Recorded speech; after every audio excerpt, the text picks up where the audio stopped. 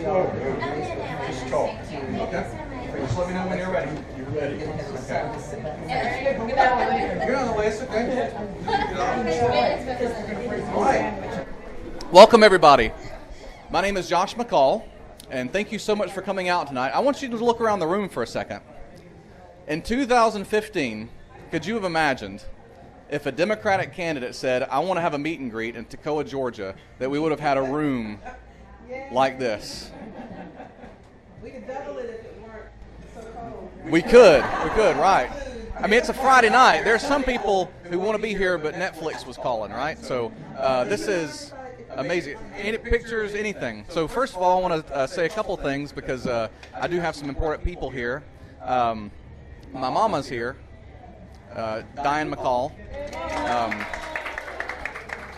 And that means a couple things. Well, number one, it means I have to be on my best behavior. So I can't act up tonight. She's probably got her broom in the car. She only had to use it to threaten. She never actually had to use it on me anyway. My older brother's a little rougher, but anyway, so she's here tonight. She worked almost 40 years at Milliken Humphrey plant, and she would take me. You know, I would not be here today without her hard work. And like a lot of you working people, you know, you have to get up in the morning, get your kids to school, and you have to produce something to make some money. And you're making money for somebody else. And what you're doing, you know, you're doing for your family and for the future. And I'm pretty sure there were some times that when my mama was working swing shift, you know, back early on up at Milliken, that she wouldn't have gone in for fun. I mean, I love my job. I teach Latin.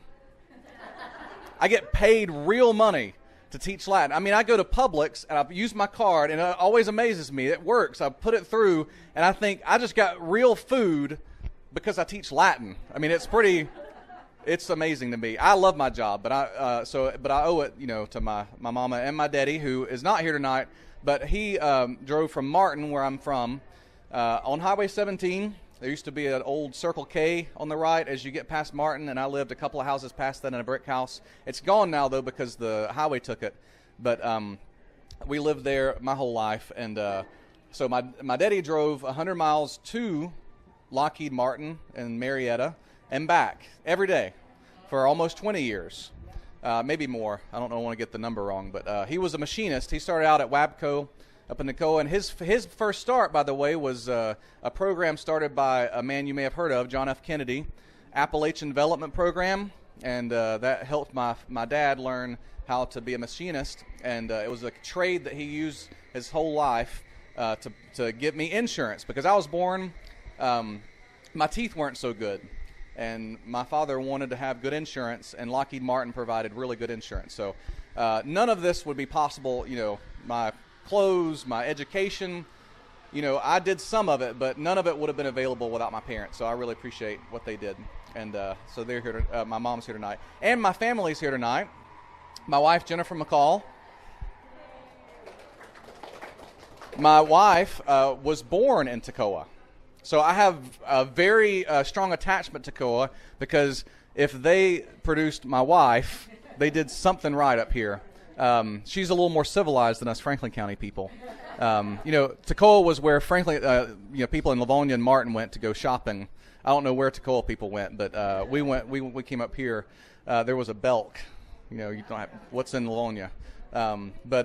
So she grew up here, and her parents, though, the story goes back a little bit farther than that. My wife's parents were refugees from Vietnam, and her father and her two older siblings and her mother came here because one night her mother didn't know where her father was. And this was before Jennifer was born. She was born in Georgia. But my mother-in-law didn't know where my father-in-law was one night, because my father-in-law had been training as a helicopter pilot for the South Vietnamese Army on the American side. And one night he didn't show up at home, and my mother-in-law didn't know where he was, because that's how communists did it. They would come and pick you up wherever you were and whisk you away, and your family doesn't know where you are. And one of the reasons I'm running in this race is because I don't think that's how America should be. Because right now, as we speak, there are couples who are plucking our chickens, who have harvested the food that you ate today, and for the reward for their work, we are putting them in fear for their safety and their families. And I think we need to change that if we're going to be America. And so one of the reasons I'm running is because of that. And another reason is because the America that my parents-in-law came to were brave enough and good enough. There was a famous left-wing radical in the 80s who said that we need to welcome immigrants to this country because they work hard and they build this country, and they're the foundation this country was made on. His name was Ronald Reagan. And I know he was way out there on in the left wing, but that was what he said. And so I agree with Ronald Reagan on that point. And so my two kids are here today. I've got a stepdaughter tonight who's one of my girls, and I treat her just like one of my own, and I love her just like one of my own. But she's working tonight. But my two younger children are here. Kate McCall, who is the older one. She's 14. And Abby McCall, who is 8. And so thank you guys all for coming out here. And I think a lot about the immigrant experience every night when I'm tucking my kids in. Hey, how are you guys doing? Welcome. Oh, no, that's okay. That's okay. I think a lot about my parents-in-law's experience as I run, and it's frankly one of the top reasons that I'm running is because of the way America needs to do immigration. So I went around to the table and got a lot of you guys' input, and luckily I had most of my points prepared to address some of your issues. I myself was born in 1980 in Demorest, Georgia, and I grew up in Martin, Georgia all my life. My very first job was in construction, and I worked for a couple of really tall men, the Williams brothers, Ed and Clarence Williams, and they were brick and block masons. And when Clarence was one of my bosses, he was about 6'5", and even though he was 69 years old, I woke up one morning, I was 15, and I thought, I can't wait for my summer to start. I'm going to sleep late. I'm going to watch TV and read books. I liked to read when I was young. And my father woke me up one morning and said, Josh, I got a man who wants to meet you. Clarence Williams came out to meet me and came up. And he was this man with a long white beard and tobacco stains all down his beard. And my father informed me that I was not going to have a summer of sleeping in. So I went and carried brick and block for Clarence and Ed Williams for that summer. And I have never worked a job that hard in my entire life since then. But even when he was 69, Clarence Williams, who has passed on, he could hold a 12-inch block out without shaking. And I was 15. I thought I was strong, and I was nowhere near as strong as those men. But so that's where I grew up. And he actually lived in Avalon, which is a little tiny. Many of y'all know where is that? Avalon? Am I getting it right? Avalon, right down close to Martin. So, and then my first non-construction job was at Belk, right over here. Not in the old Belk, but there's a tradition of that. My mother-in-law worked at the Belk in the old building at Toccoa, and my mother got her first job at Belk in the old building in Toccoa. So my roots around this area run deep. It makes me feel really good actually to be here, just because of all the memories. I just ate at Los Amigos with my mom, and I think they used to be the old McDonald's a long, long, long time ago, back in the day. And anyway, it's really great to be here, just to be around home again. It always feels like home. And so I wanted to start to tell you today about why I'm running. I hope you didn't come out to hear too much tonight about a man that we hear every single day in the news, on Twitter, on social media. He saturates the airwaves. The so-called liberal media does a lot of favors for him because they soak up every single word. They hang on every single sentence. I think that that's the wrong way to cover news, and I think it's the wrong way to cover politics, and I'll tell you why. And that's the last time I'll mention him tonight. For one thing, if you asked yourself tonight, and I am running as a Democrat, but I'm running partly because I want to reform the Democratic Party. Ask yourself what your coworkers think the Democratic Party stands for right now. What is their plan? What is their alternative? It would be very hard to say. Now, I can tell you, the Republican Party, anybody can tell you what they stand for. Small government, well, their message, right? Small government, tax cuts, right? Well, right? Security, right? So people know, or at least think they know, what they are for. But nobody even thinks they know what the Democrats are for right now. So that's got to change. For too long, the Democratic Party has pointed at the Republicans and said, hey, we're nicer than them, we're better than them. They have not offered an alternative story. And because of that, because of their constant pointing at the Republican Party without an alternative, they have become the very best assistant to the Republican Party that could possibly be asked for in an opposition party. What we've got to do is start offering an alternative vision of the future. And I want to start off with my number one priority as a politician. And I'm trying not to interrupt everybody's dinner tonight. Oh, okay. I don't want to interrupt you guys, and I don't want to be obnoxious. So come on in, Christian. Okay, yeah. Come on and grab a chair. I'm hearing a lot lately about how our country is founded on law and order. And I'm a big fan of law and order. I was talking to my pastor when I came out to run, and I said, I think my lifestyle I could pass for a conservative. Happily married. I'm very boring. I like to go to work. At my job, I'm a teacher, and my kids who are cadets at an all-military school, they're always asking me, Mr. McCall, let me out a little early, or, can I just not wear my uniform? Can I loosen my tie? And I always say, no, I like to follow the rules, right? So I said, I think I could pass for a conservative. And he said, you could until you started talking a little bit. As soon as you open your mouth, you wouldn't be able to pass anymore. So, I am a big fan of following the rules. But that actually makes me a lot less revolutionary than our founding fathers. They were a big fan of law and order, but they were a bigger fan of justice. Every one of those people that they like to post, big fans of law and order, were wanted for sedition, which is one of the most serious crimes you can commit against law and order. They were overturning the state in the United States of America. They were so much more revolutionary than we are in 2018. They were willing to risk their lives, and people would tell them, what are you going to do? What's your idea? You're going to let everybody just speak their mind and say whatever they want to say? Are you going to let people assemble in one place to criticize the government? Way too radical. They were so much more revolutionary than we are. But they realized something that I think that we need to remember, and that is that our children are going to inherit the society that we handed them one day. And they knew that if they didn't act, that their children would not have freedom of speech or freedom of assembly, freedom of religion, taxation with representation. A few years later, the revolution hadn't stopped. We'll fast forward to women getting the right to vote, which we were talking about over at this table. Everybody says it's hopeless. We can never make real change in this country. Our vote doesn't mean anything. Well, let me tell you what women did in the early 1900s.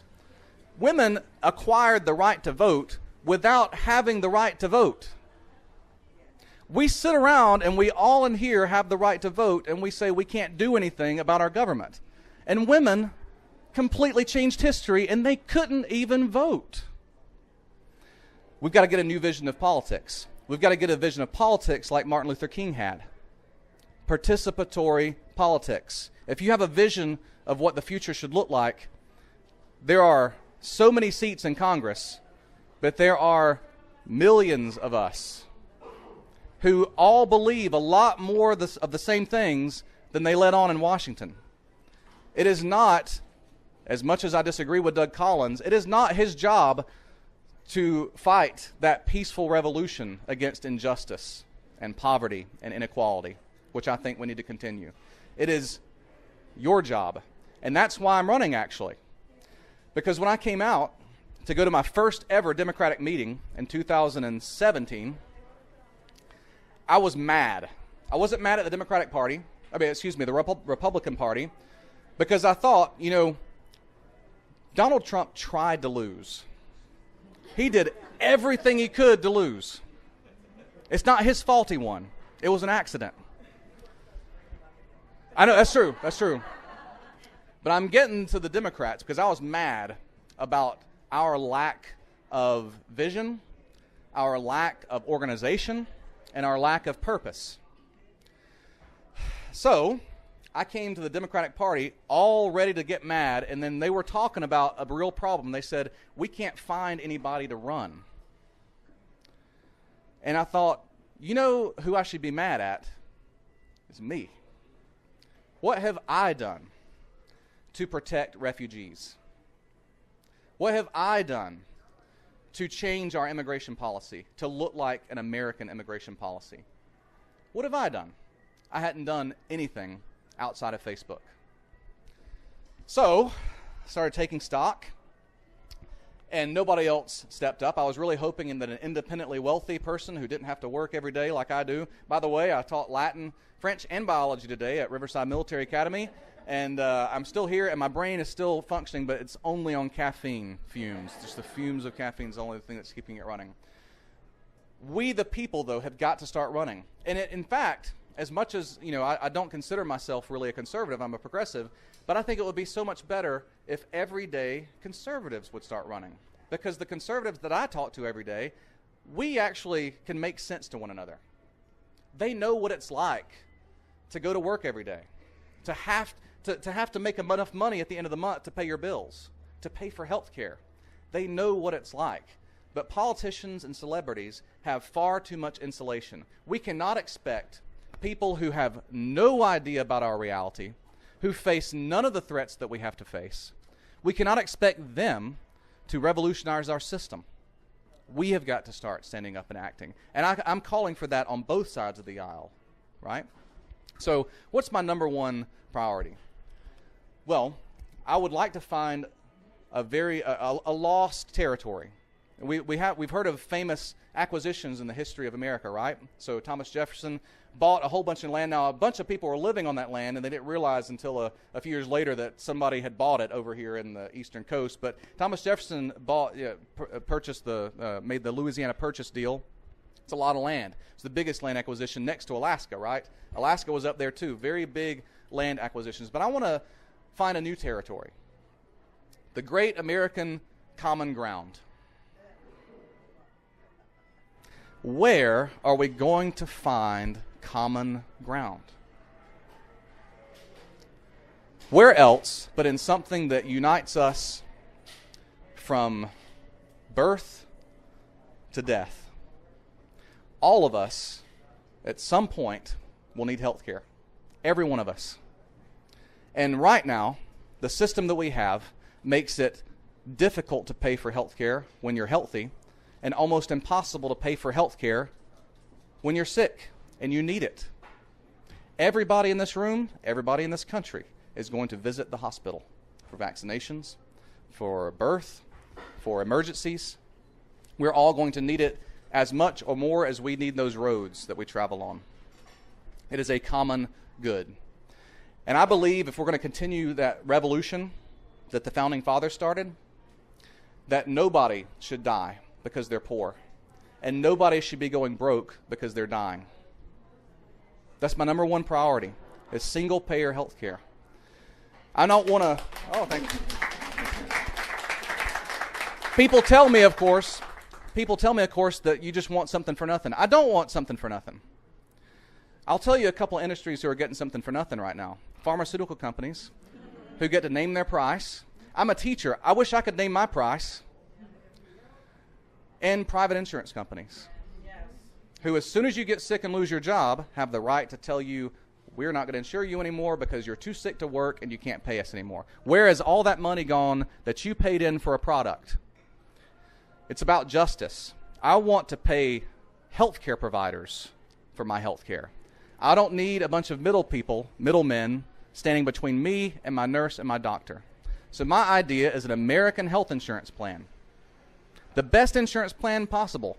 Wealthy people in New York, all the way down to people in poverty in rural Georgia, all paying in to a common fund. And when you go to the doctor, if you have a job, you're paying in.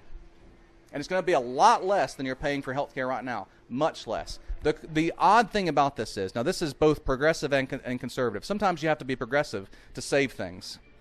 In other countries, they pay half of what we pay per person on health care. The government. And yet, in those countries, they have guaranteed universal health care for every citizen.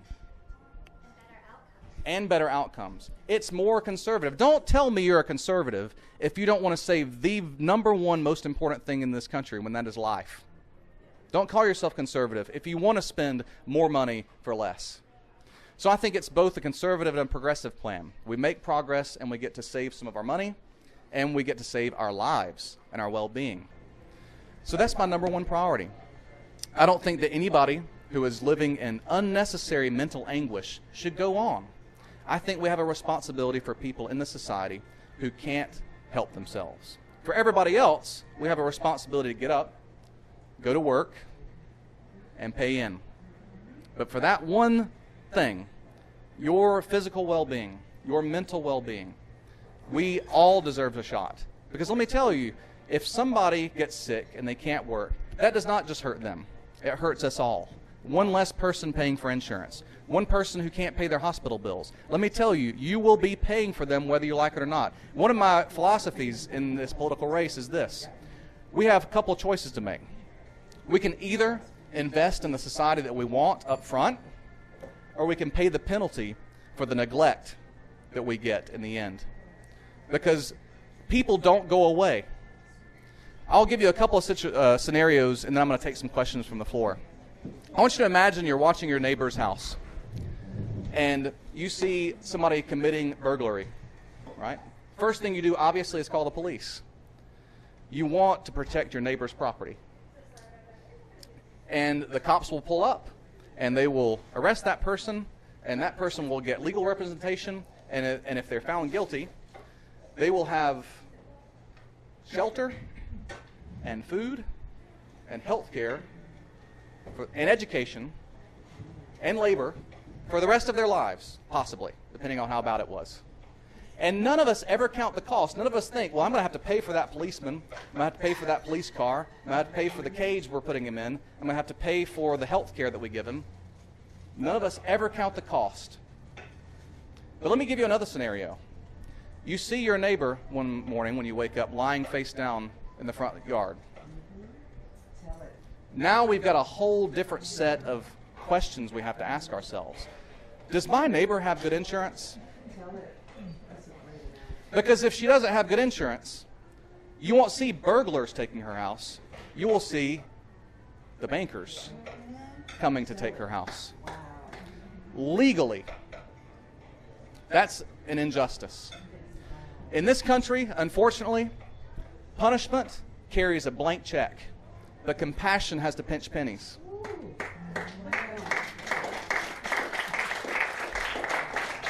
We can be a more compassionate society, and we are a more compassionate society than our politicians make it out to be. Most Republicans and almost all Democrats in polls believe in Medicare for all. There's one magic number, one little 2-digit number that could fix our healthcare problem. In the Medicare bill, that number is 65. If you just took out that one number. We're already paying into Medicare. We already have an established system, right? It would be easier for doctors and nurses to get their payment. Because let me tell you, when you go through insurance companies, it's like going through a labyrinth to try to get payment. And the government is the most faithful payer when it comes to getting their actual money for their services. So I want you to think through how we are dealing with the deepest social problems. And talk to your neighbors. Don't win Facebook fights. Don't win Twitter battles. Talk to your neighbor and say, I don't want to win if it means you losing. I want to go and vote to help both of us. All of us have heartbeats, Republican or Democrat. Before any of us figured out we were liberal or progressive or conservative or whatever, we all bled the same. We all had the same heartbeat. And when we get sick, I can promise you that none of us ever even worry about being a Republican or Democrat. We all have the same instinct to preserve our lives and our families' lives. And I don't want any single family ever, when they feel a lump in their chest or a pain in their chest, to think, maybe I need to wait it out a while because I had to buy a new hot water heater this month. So, that's my top priority. I have a lot of other ideas because I've been storing these things up while I've been sitting around being an academic voter for so long, thinking about what I'd like to do instead of getting out there and doing something. But I want to listen to you guys and try to answer your questions now, and I'll take questions.